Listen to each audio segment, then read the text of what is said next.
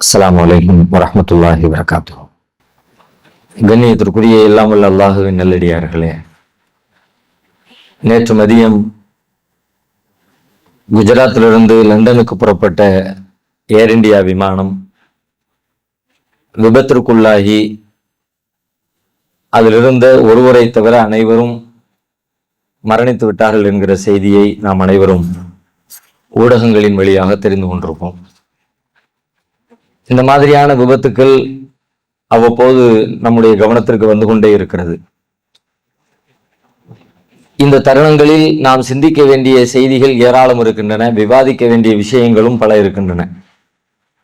அதிலே மிக முக்கியமாக நாம் சிந்திக்க வேண்டிய ஒரு செய்தி மனித வாழ்வின் பலகீனம் குறித்தும் மனித வாழ்வின் நிரந்தரம் இல்லாத தன்மை குறித்தும் நாம் இந்த நேரத்தில் சிந்திக்க வேண்டும். உலகத்துல அதை தேடி ஓடிக்கொண்டிருக்கிற நாம் ஏதோ உலகத்துல நிரந்தரமா இருந்துடுற மாதிரி இருக்கிற மனுஷன் எதை செய்வானோ என்ன செய்வானோ அப்படித்தான் பெரும்பாலும் நம்ம எல்லாருடைய வாழ்க்கையும் தேட்டங்களும் ஓட்டங்களும் அப்படித்தான் அமைஞ்சிருக்கிறது. ஷைத்தான் நம்ம கண்ணுக்கு முன்னாடி ஏற்படுத்துகிற ஒரு மாய பிம்பம் அது. அதுக்கு பின்னாடி உண்மை இருக்குது. அந்த உண்மையை நம்ம அறிவு ஒத்துக்கொள்கிறது. ஆனாலும் அது செயல்பாட்டுக்கு வர மறுக்கிறது. அதுக்கு பின்னாடி இருக்கிற உண்மை என்ன? நம்ம எல்லாரும் ஒரு நாள் மௌத்தா போயிடுவோம், இந்த உலகம் நிரந்தரம் இல்லை, கண்டிப்பா ஒரு நாள் நாம அல்லாஹ்விடத்துல போய் தான் ஆகணும் அப்படிங்கிற உண்மையை நாம அறிஞ்சிருக்கிறோம். அது நம்முடைய அறிவுல இருக்கிறதே தவிர அது நம்முடைய செயல்ல வெளிப்படுகிறதா, உணர்வு பூர்வமா அதை நாம புரிஞ்சிருக்கிறோமா அப்படின்னு கேட்டா இல்லை.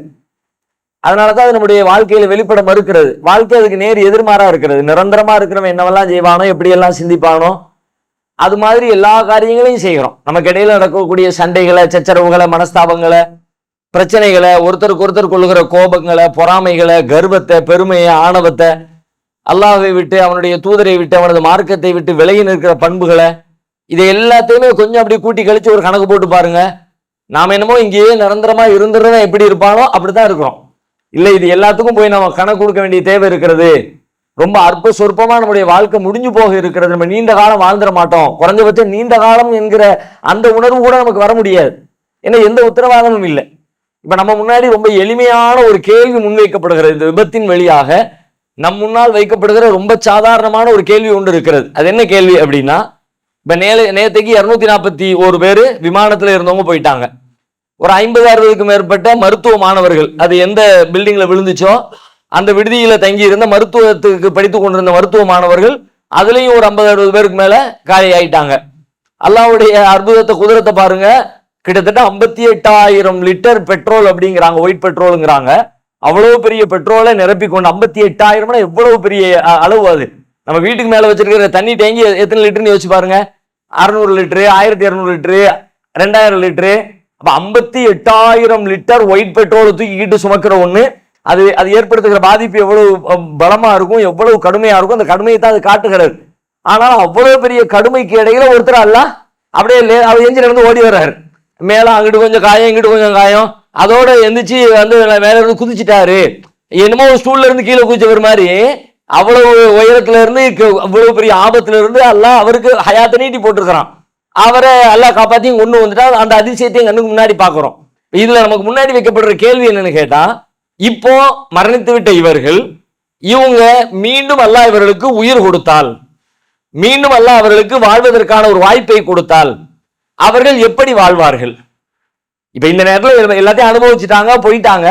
முடிந்து விட்ட இந்த மனிதர்களுக்கு மீண்டும் ஒரு தடவை அவர்களுக்கு வாய்ப்பு கொடுக்கப்பட்டால் அவருடைய வாழ்க்கை எப்படி இருக்கும் அப்படின்னு ஒரு கேள்வியை வச்சா நம்ம இடத்துல அதுக்கான பதில் என்ன? நம்ம எல்லாருமே தெளிவா சொல்லுவோம், அவ்வளவுதான்ப்பா, இதுக்கு பிறகு உயிர் பிழைச்சு வந்தவன் வாழ்க்கை அவ்வளவு நேர்மையா, ஒழுக்கமா, அவன் உண்மையா, எப்படி எல்லாம் நல்லவனா வாழ்வானோ அப்படித்தான் அவர் வாழ்வதற்கு முயற்சி எடுப்பார். பார்த்துட்டு வந்துட்டார்ல மனுஷன், மரணத்தை பார்த்துட்டு வந்துட்டாரு, மரணிச்சுட்டு வந்துட்டாரு, மரணத்தின் விளிம்புக்கு போயிட்டு வந்தவனே மாறிடுவான். அப்படியே அந்த கடைசி நேர அந்த பதட்டத்தை, பீதியை உணர்ந்து அவ்வளவுதான், நம்ம காரியம் முடிய போகுது, இதுக்கு மேல தப்பிக்க முடியாது அப்படின்னு நினைச்சு ஷஹாதா சொன்னவருடைய வாழ்க்கையை நீங்க யோசிச்சு பாருங்க. அதுவே அவங்கள அதுக்கு பின்னாடி வாழ்க்கையை மாத்தி இருக்கிறது எத்தனையோ பேருடைய வாழ்க்கையில நம்ம பாக்குறோம். ஆனா இவங்க அப்படி மௌத்தாவே போயிட்டாங்க. மௌத்தா போனவங்களை அல்லாஹ் உயிர் கொடுத்து திரும்ப உனக்கு ஒரு சான்ஸ் இருக்குது, நீ போ, உலகத்துக்கு போ அப்படின்னு அல்லாஹ் அனுப்பி வச்சா அவங்களுடைய வாழ்க்கை எப்படி இருக்கும்? அவங்க மலக்குள் மௌத்தை பார்த்துட்டாங்க. ஹக்கு எது உறுதியானதோ அந்த உறுதியானதை பார்த்துட்டாங்க. திருமறை குர்ஆன் மரணத்துக்கு வைக்கிற இன்னொரு பேர் என்னன்னு கேட்டா யக்கீன் என்று சொல்கிறது. யக்கீன் என்று சொன்னால் உருது மக்களுக்கு தெரியும். யக்கீனா உறுதி. வஅபுது ரப்பக ஹத்தா யஅதியக்கல் யக்கீன். உனக்கு யக்கீன் வருகிற வரை உன் இறைவனை வணங்கு. யக்கீன் வருகிற வரை என்ன உறுதி வர்ற வரைக்கும் அல்லாஹ் உறுதியான அப்படி அர்த்தம் இல்லை. உனக்கு மரணம் வர்ற வரைக்கும் அர்த்தம். இப்ப மரணம் என்பதற்கு குர்ஆன் சொல்லுகிற இன்னொரு வார்த்தை என்னன்னா உறுதியானது, டவுட்டுக்கே வேலை இல்லாது, சந்தேகத்திற்கு இடமே இல்லாது, ரெண்டு கருத்துக்கு வாய்ப்பே இல்லாதது. உலகத்துல ரெண்டு கருத்து இல்லாத செய்திகள் நீங்க பிரிச்சு பாத்தீங்கன்னா அதுல முதலிடத்துல மரணம் தான் இருக்கும். மத்த எந்த விஷயத்தை எடுத்தாலும் ரெண்டு கருத்து இருக்கிறோம். நீங்க எதை வேணாலும் சொல்லுங்களேன். ஏசியை இந்த பக்கம் வைக்கவா அந்த பக்கம் வைக்க கேளுங்களேன். சாதாரணமா இப்பவுமே கேளுங்களேன். இல்ல இந்த பக்கம் வச்சிருந்தா தான் நல்லா இருக்கும், ஒரு சாரன் அந்த பக்கம் வச்சிருந்தா சொல்லுவாங்க. கத்திரிக்காய் சாப்பிடலாம கூடாதான்னு கேளுங்க. சாப்பிட்டா நல்லது சார, சாப்பிடக்கூடாதுன்னு சில பேர். மதுபானம் அருந்தலாமா அருந்த கூடாதா, இதுக்கு ஒரு சைடு அதுக்கு ஒரு சைடு. என்ன ட்ரெஸ் போடுறது, இதை போடவா அதை போடவா, வீடு அப்படி கட்டவா இப்படி கட்டவா, ஃபேனை போடவா வேண்டாமா, என்ன வேணாலும் கேளுங்க. எல்லாவற்றிலும் மனிதர்களிடத்துல ரெண்டு கருத்து இருக்கத்தான் செய்கிறது. ஆனால் மரணம் உண்டா இல்லையா, நாம் மரணிப்போமா இல்லையா, உலகத்தில் நிரந்தரமாக வாழ்ந்து விடுவோமா வாழ்ந்து விட மாட்டோமா, இந்த கேள்விக்கு ரெண்டு கருத்துப்பட உலகத்துல 600 கோடி மக்கள்ல இந்த பக்கம் 300 அந்த பக்கம் 300 யாராவது கருத்து மாற போகுதா? எல்லாருக்கும் 100% தெளிவான ஒண்ணு, கண்டிப்பா மௌத்தா போக போறோம். ஏன்னா ஒரு 120 வருஷத்துக்கு முன்னாடி உலகத்துல யார் வாழ்ந்தாங்களோ அப்படிப்பட்ட ஒருத்தர் கூட நீ உலகத்தை பார்க்க முடியல. ஒரு 120 ஆண்டுகளுக்கு முன்னாடி இந்த உலகத்துல வாழ்ந்த ஒருத்தன் கூட இல்ல. அப்ப அடுத்த ஒரு 120 ஆண்டுகளுக்கு பிறகு தேடி பார்த்தா இன்னைக்கு வாழ்ற நாம யாரும் இருக்க போறது இல்லைங்கிறது சந்தேகத்திற்கே இடமில்லாத ஒன்று என்கிற காரணத்தினால்தான் அல்லாஹ்வே அதற்கு பயன்படுத்துகிற வார்த்தை வஅபுது ரப்பக ஹத்தா யஅதியக்கல் யகீன். யகீன் வருகிற வரை, உறுதியானது எதுவோ அது வருகிற வரை உன் இறைவனை நீ வணங்கு என்று அல்லாஹ் சொல்லுகிறான். அப்போ அவ்வளவு உறுதியான விஷயத்தை உங்க கண்ணுக்கு முன்னாடி பார்த்துறாங்க. உறுதி இதுதான், தெளிவு இவ்வளவுதான், உண்மை இவ்வளவுதான், சத்தியம் இதுதான், மரணத்துக்கு பிறகு நாம எங்க நிறுத்தப்படுறோம் எல்லாமே அவங்களுக்கு பிக்சர் கிளியர் ஆயிடுச்சு. இப்ப அவங்களுக்கு வாழ்க்கையை கொடுக்கப்பட்டால் அந்த உண்மை பிக்சர், உண்மை நிலை அவர்களே வழிநடத்தும். உண்மையை உணர்ந்து கொண்ட காரணத்தினால், உண்மையை புரிந்து கொண்ட காரணத்தினால், அந்த உண்மை உளமாற அவருடைய உள்ளத்திலே பதிந்து விட்ட காரணத்தினால் கண்டிப்பாக அவருடைய வாழ்க்கை அந்த உண்மைக்கு நெருக்கமாகத்தான் இருக்க போகிறது. அது மாற்றுக்கிறதுக்கு வேலையே கிடையாது. இப்ப ஆனா அவர்களுக்கு அப்படி ஒரு வாய்ப்பு வழங்கப்படுமா? கண்டிப்பா வழங்கப்பட போறதே இல்லை. மரணித்து விட்ட எந்த மனிதனுக்கும் மீண்டும் ஒரு வாய்ப்பை அல்லாஹ் கொடுக்கவே மாட்டான். திருமறை குர்ஆனிலும் ஹதீஸ்களிலும் பல்வேறு செய்திகள் சொல்கிறது. கண்ணுக்கு முன்னாடி நமக்கு தெரியவும் செய்கிறது. மரணித்து விட்ட யாரும் திரும்ப வரவே இல்லை. நாம பிறந்ததிலிருந்து ஒவ்வொருவரும் அவரவருடைய வயதிற்கு ஏற்ப 10 வயசோ 20 வயசோ 50 வயசோ 80 வயசோ 100 வயசோ யாராவது ஒருத்தர் மௌத்தா போன ஒரு திரும்ப வந்துட்டாரு என்று சொல்லுகிற ஒரு மனிதர் உலகத்தில் இருக்கிறாரா? யாருமே இல்லை. அப்ப எல்லாருக்கும் தெரியுது, நேற்று மௌத்தா போன திரும்ப வந்தா சூப்பரா இருப்பாங்க, நேர்மையா இருப்பாங்க, அதுல இஸ்லாத்தை அறிந்து அதை கற்றறிந்து மறுமை குறித்த சிந்தனைகளை எல்லாம் உள்வாங்கி இருக்கிற ஒரு மனிதனாக இருந்தால் அவருடைய தொழுகை, அவருடைய நோன்பு, அவருடைய பேச்சு, அவருடைய வழிபாடு, அவருடைய கொடுக்கல் வாங்கல், அவருடைய நேர்மை எல்லாவற்றிலையும் அந்த மனுஷன் யாரை பத்தியும் கவலைப்பட மாட்டாரு. எப்பா மௌத்துக்கு பிறகு அல்லாஹ்விடத்துல பதில் சொல்லணுமே அப்படின்னு தன்னை அவர் செப்பனிட்டுக் கொள்வார் என்று நாம் எல்லோரும் எண்ணுகிறோம், உறுதியாக நம்புகிறோம். ஆனால் அவர்களுக்கு இந்த வாய்ப்பு உண்டா? வாய்ப்பு இல்லவே இல்லை. மீண்டும் அந்த வாய்ப்பு கொடுக்கப்பட போவதே இல்லை. உலகத்திலே வாழ்ந்து கொண்டிருக்கிற நமக்கு அந்த வாய்ப்பு இருக்கிறதா இல்லையா? அவங்களுக்கு இந்த வாய்ப்பு இல்லை. மௌத்தா போனதுக்கு பிறகு திரும்ப வருவானா? வரமாட்டான். ஆனா உலகத்துல வாழ்ற நாம நேர்மையா, நாம ஒழுக்கமா, நாம இறையச்சத்தோட, நாம் இறைவார்த்தைகளை கேட்டு, நாம பேணி, நாம மற்றவர்களோட உண்மையாக நன்மையாக சகோதரத்துவத்தோட சண்டையிட்டுக் கொள்ளாம, முகமுடித்துக் கொள்ளாம, நீயா நான் பெருமை பாராட்டாம, கர்வத்தோடு வாழாம, அல்லாஹ்வுடைய வேதத்தை புறக்கணிக்காம, அல்லாஹ்வுடைய வழிபாடுகள்ல இருந்து தூரம் விலகாம வாழ்வதற்கான வாய்ப்பு நமக்கு இருக்கிறதா இல்லையா? அவங்களுக்கு கொடுக்கப்பட்ட அவன் வாழ்வாம்னா நமக்கு கொடுக்கப்பட்டிருக்கிறது நம்ம வாழணுமா இல்லையா? வாய்ப்பே இல்லாதவனுக்கு கொடுத்தா எப்படி இருப்பான், கொடுக்காட்டி எப்படி இருப்பான் என்று விவாதிப்பதை விட வாய்ப்பு கொடுக்கப்பட்ட நாம எப்படி இருக்கிறோம், நாம எப்படி இருக்கணும், இந்த செய்தி அந்த மரணத்திலிருந்து நாம படிக்க வேண்டிய பாடமா இல்லையா? அவர்களுடைய வாய்ப்பு முடிஞ்சிருச்சு, சான்ஸ் திரும்ப வரப்போறது இல்லை. அவங்க மீண்டும் நல்லறங்களையோ தீய செய்தியிலையோ எதையும் செய்வதற்கான சூழலோ வாய்ப்பு அவர்களுக்கு இல்லவே இல்லை. ஆனால் அதை செய்யக்கூடிய வாய்ப்பு எனக்கு இன்றைக்கு இருக்கிறது, நான் என்னை மாற்றிக் கொள்கிறேன் அப்படின்னு நம்ம மாறணும்ல. அப்படி மாறலன்னா நமக்கு கண்ணுக்கு முன்னாடி இந்த மரணம் நிகழ்ந்து அது நமக்கு என்ன பாடத்தை தந்திருக்குது? நமக்கு முன்னாடி இத்தனை பேர் மௌத்தா போய் கண்ணுக்கு மேல ஏறி கீழே இறங்கி அத்தனை பெரிய பாதுகாப்பான ஒரு பெரும் இயந்திரத்திற்குள்ளே அடைக்கப்பட்டவர்கள் அடுத்த சில நொடிகளுக்குள்ளாக வந்து ஏர்போர்ட்ல ஏத்தி விட வந்தவங்க வீடு திரும்பல, ஏர்போர்ட்டை விட்டு வெளியே போகல, அவங்களுடைய வாகனத்தில் ஏறி அமரல, அதற்குள்ளாக சென்றவர்கள் காலி என்கிற செய்தி வருகிறது. அப்படியானால் எனக்கு அந்த வாய்ப்பு கொடுக்கப்பட்டிருக்கிறது. வாய்ப்பு கொடுக்கப்பட்ட நான் எப்படி இருக்கிறேன்? இந்த உலகம் நிரந்தரம் இல்லை என்பதை தெரிந்து கொண்டு அதற்கேற்ப என் செயலை அமைத்துக் கொள்வதற்கு இந்த மரணம் எனக்கு ஒரு பாடமாக படிப்பினையாக இருக்க வேண்டும் என்று இறைவன் எதிர்பார்க்கிறான். இது ரெண்டு வகையான பிரச்சனை. ஒன்னு இறந்தவர்களை பற்றிய செய்தி, அது அவங்களுடைய மறுமை வாழ்க்கை, கேள்வி கணக்கு, விசாரணை, கபருடைய வாழ்க்கை, அது ஆரம்பமாயிடுச்சு. மௌத்தா போனவனுக்கு முடிஞ்சிருச்சு. வாழ்க்கையில் இருக்கிறவனுக்கு தொடர்கிறது. உனக்கு என்ன, நீ என்ன செய்ய போற? மரணம் என்பது சோதனை. அல்லாஹ் சொல்றான், அல்லதி கலக்கல் மௌத்த வல் ஹயாத்த லியப்லுவக்கும் அய்யுக்கும் அஹ்ஸனு அமலா. மரணத்தையும் வாழ்வையும் உங்களை நல்லவங்கள் செய்யறது யாரு என்று சோதிக்கிறதுக்காண்டி படைச்சேன். வாழ்க்கைய சோதிக்கிறதுக்கு படைச்சா ஓகே, வாழ்ந்து கரெக்டாவும் வாழலாம், தப்பாவும் வாழலாம். மரணிச்சு நல்லவங்கள் செய்யறாங்க எப்படி பார்க்க முடியும்? அல்லது கலக்கல் மௌத்த வல் ஹயாத்த. அல்லாஹ் மரணத்தையும் படைச்சான், வாழ்வையும் படைச்சான். இந்த ரெண்டையும் ஏன் படைச்சாம்னா, லியப்லுவக்கும் அய்யுக்கும் அஹ்ஸனு அமலா, உங்கள அழகிய செயல் செய்கிறவர் யார் என்பதை சோதிப்பதற்காக. மரணிச்ச பிறகு ஒரு ஆளு எப்படி அழகிய செயல் செய்வாரு? அழகு அதுக்கு தான் படைச்சேங்களாம். அப்படின்னா என்ன அர்த்தம்? அவரை மரணிக்க வச்ச ஒன்ன சோதிக்கிறேன், அவரை மரணிக்க வச்ச ஒன்னு சோதிக்கிறேன். எப்படி சொல்ற? வாழ்க்கையை கொடுத்தா எவனுக்கு வாழ்க்கையை கொடுத்தாலும் அவனையும் சோதிக்கிறான். எனக்கு எல்லாம் உயிரை கொடுத்துருக்கான், என்னையும் சோதிக்கிறேன். இந்த உயிரை ஏன் கொடுத்தேன் தெரியுமா? ஒழுங்கா இருக்கியா இல்லையா அப்படின்னு பார்க்கறதுக்கு தான் இந்த உயிரை கொடுத்தேன், என்ன சோதிக்கிறான். ஆனா எனக்கு மரணத்தை கொடுக்கிறான் இறைவன், அது எதுக்கு தெரியுமா? என்னை சோதிப்பதற்காக அல்ல, எனக்கு சுற்றி இருக்கக்கூடிய மற்ற மனிதர்களை சோதிப்பதற்காக. நீ எப்படி இருக்கிற? அவங்களுக்கு மரணத்தை கொடுத்தான் நம்மை சோதிப்பதற்காக. இப்ப நாம அந்த பாடத்தை பெற்றோமா? நம்முடைய உணர்வில் அது தட்டியதா அல்லது வெறும் அறிவாக இப்படியா நடந்துருச்சு என்னப்பா இது அப்படின்னு சொல்லிட்டு போறதுக்கு தானா? அப்ப அல்ல சோதனை அதுக்கு எதுதான் அர்த்தம்? அல்லாவுடைய சோதனை என்பதனுடைய பொருள் என்ன? வாழ்க்கை அற்பமானது. நம்ம என்னமோ வாழ்க்கை ரொம்ப பெருசு, வாழ்க்கைக்கு நிறைய போராடுற மக்களை பார்க்கிறோம். வாழ்க்கை சும்மா இல்லப்பா, வருஷம் அத்தனை வருஷம் வாழ வேண்டியது இருக்கு, அதை செய்யணும் இதை செய்யணும் அப்படின்னு தேடி தேடி தேடி தேடி ஓடுறோம். ஆனா வாழ்க்கை ரொம்ப ரொம்ப அற்பமானது. குர்ஆன் சொல்லுகிறது, வாழ்க்கைக்கு உள்ள இருந்து சிந்திக்கிறதுனால வாழ்க்கையினுடைய அந்த சொற்பத்தை நம்மளால புரிய முடியல. எந்த ஒரு விஷயத்தையுமே வெளியில இருந்து பாருங்க, முழு வடிவம் தெரியும். ஒரு பிரச்சனைக்குள்ள மாட்டிக்கிட்டு இருக்கிறவன் அவனுக்கு அந்த பிரச்சனையை பற்றி தெரிவதை விட அவனை விட்டு வெளியில இருந்து ஒருத்தன் பார்ப்பான்ல, அவனால் தான் இவனுக்கு சரியான தீர்வை சொல்ல முடியும். உள்ள இருக்கிறவன் பதறுவான், அவனுக்கு ஒரு டைரக்ஷன் தான் தெரியும், ஒரு டைமென்ஷன் தான் தெரியும், ஒரு கோணத்திலே சிந்திப்பான். மேல இருந்து பார்க்கிறவன் நாலாபுரத்திலும் சிந்திக்க முடியும். அப்படி நாளை ஒரு நாள் நாம் எல்லோரும் மேலிருந்து பார்ப்போம். அல்லாஹ் சொல்லுகிறான், நம்ம எல்லாரும் இந்த வாழ்க்கையை எப்படி பார்ப்போம்? இப்ப வாழ்க்கையை வாழ்ந்து பார்க்கிறோம்ல, ஒரு நாள் நம்ம எல்லாருமே மேல இருந்து பார்ப்போம். எப்படி? அல்லாஹ் நம்ம எல்லாத்தையும் மூத்தா போக்கி அதுக்கு பிறகு கியாமத் நாள் உண்டாக்கி கியாமத் நாள் எல்லாரும் நிறுத்தப்பட்டிருக்கிற பொழுது அல்லாஹ் கேட்பான், பால கம்லபிஸ்தும் ஃபில் அர்லி அதத சினீன், உலகத்துல எத்தனை வருஷமா வாழ்ந்தீங்க? காலு லபிஸ்னா யௌமன் நஹு பாவயும், ஏன்னா ஒரு நாளோ அரை நாளோ வாழ்ந்திருப்போம். மேல இருந்து பார்க்கும்போது தான் தெரியுது.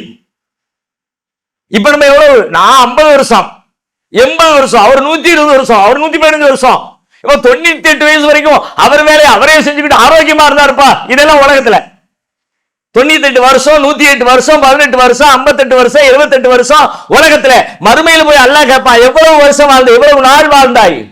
நாள் கூட கேட்கல, அதத சினீன், எத்தனை ஆண்டுகள் வாழ்ந்தாய் என்ன அல்லாஹ் கேட்பான். அவன் அல்லாஹ் தெளிவா தானே கேட்கிறான். அல்லாஹ்வுடைய கேள்வி எத்தனை வருஷம் தான் கேள்வி, ஆனா பதில் எப்படி?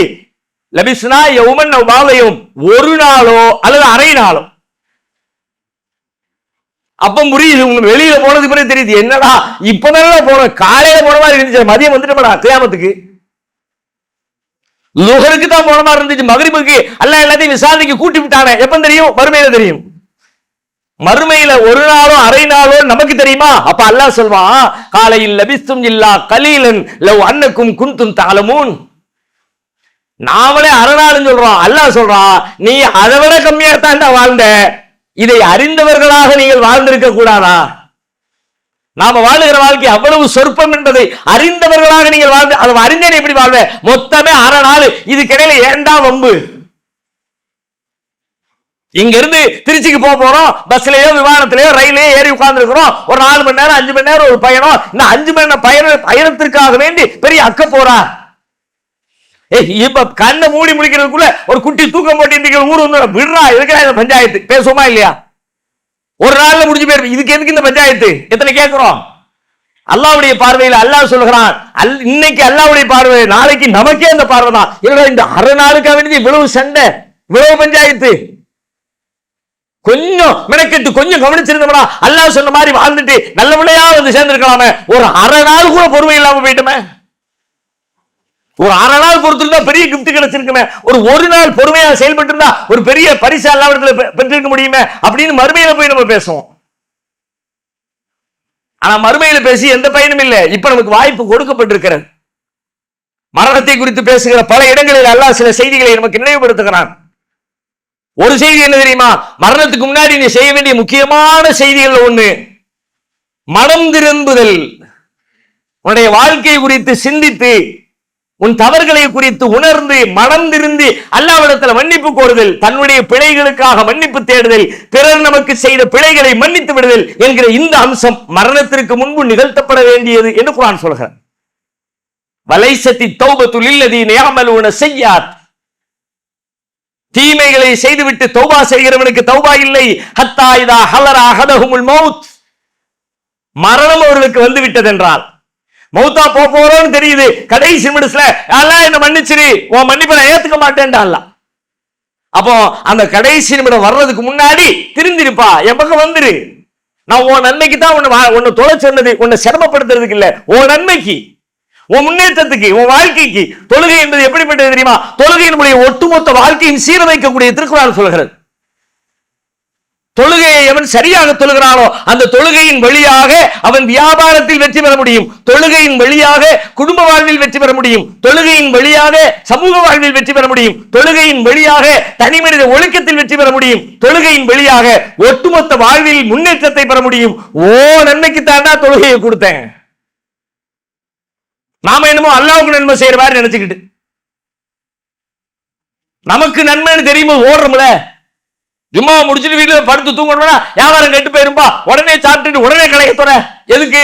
உனக்கு லாபம்னு நினைக்கிற அந்த லாபம் தான்டா. இந்த தொழுகையினால் அந்த லாபம் உனக்கு இருக்குது. இந்த தொழுகை உடனே நஷ்டவாளி ஆக்கிறாது, உனக்கு இடையூறு செய்யாது.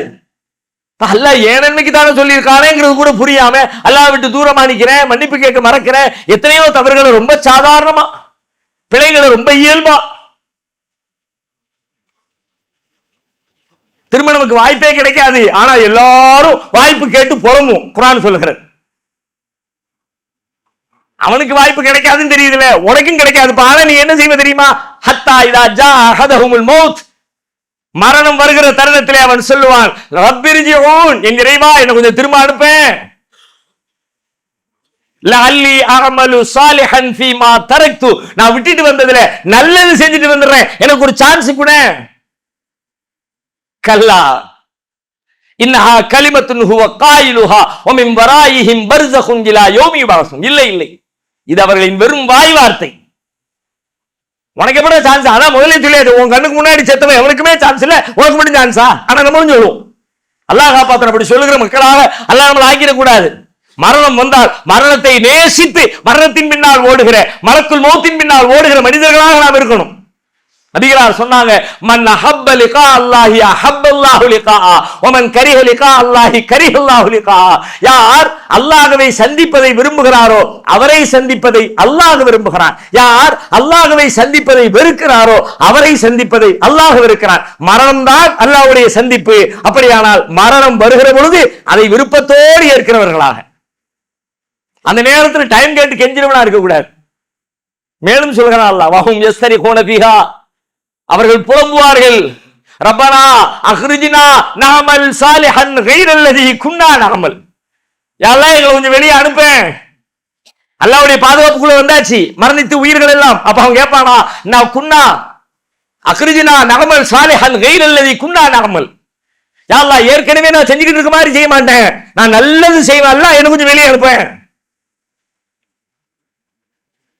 இப்படி அவன் கெஞ்சுவான. குர்ஆன் சொல்லுகிற செய்தி. அல்லாஹ் சொல்வானா, அவலம் அம்மிருக்கும் மாயத்ததக்கரு ஃபீஹி மன் ததக்கர். ஒரு மனிதன் படிப்பினை பெறுவதற்கு எவ்வளவு காலம் தேவையோ அவ்வளவு ஆயுளை உங்களுக்கு நான் வழங்கவில்லையா? வஜாக்கும் நதீர், எச்சரிக்கை செய்கிறவர்களை அனுப்பவில்லையா? ஏன்னா இதுக்கு முன்னாடி வாழும் பொழுதெல்லாம் பல பேர் சொன்னாங்க, பல வகையில சொன்னாங்க. என் வேதம் சொன்னது, என் தூதர் சொன்னார். அந்த தூதரின் போதனைகளை பல பேர் திரும்ப திரும்ப உனக்கு நினைவுபடுத்தினார்கள். வாழ்விலே ஒரு மனிதன் படிப்பினை பெறுவதற்கு எவ்வளவு காலம் தேவையோ அவ்வளவு காலத்தை உனக்கு வாழ்நாளாக கொடுத்திருக்கிறேன். அப்பமெல்லாம் நீ திருந்தாம மூத்தா போனோன்னு கேட்கிறியா? ஃபதூகு ஃபமாலு ஸாலிமீன மின் நஸீர். சுவையுங்கள். வாலிம்களுக்கு, அநீதியாளர்களுக்கு எந்த உதவியாளரும் இன்றைக்கு கிடையாது. நீ செஞ்ச தப்புக்கு, நீ செஞ்ச பாவத்துக்கு இப்ப நீ அதுக்குரிய அறுவடையை நீ அனுபவிச்சுதான் ஆகணும்னு அல்லாஹ்வின் புறத்திலிருந்து பதில் சொல்லப்படும் என்று திருமறை குர்ஆன் பேசுகிறது. வாழ்வு ரொம்ப சுருக்கமானது, மீண்டும் நமக்கு வாய்ப்பளிக்கப்படாதது. மரணித்து விட்டால் அத்தோடு நம்முடைய வாய்ப்பும் வாசலும் மூடப்பட்டுவிடும். அப்படியானால் உயிரோடு இருக்கிறவர்களுக்கு இன்றைக்கு யாருக்கு உயிர் கொடுக்கப்பட்டிருக்கிறதோ அவருக்கு மட்டுமே அந்த வாய்ப்பு இருக்கிறது. தன்னை திருத்திக் கொள்ளவும், தன்னுடைய தவறுகளை மீள் பரிசீலனைக்கு உட்படுத்தி அல்லாஹ்வின்பால் மீண்டு தன் பாவங்களுக்காக மன்னிப்பு கேட்கவும் ஒரு வாய்ப்பு நமக்கு வழங்கப்பட்டிருக்கிறது. அந்த 240 பேருக்கு இல்ல.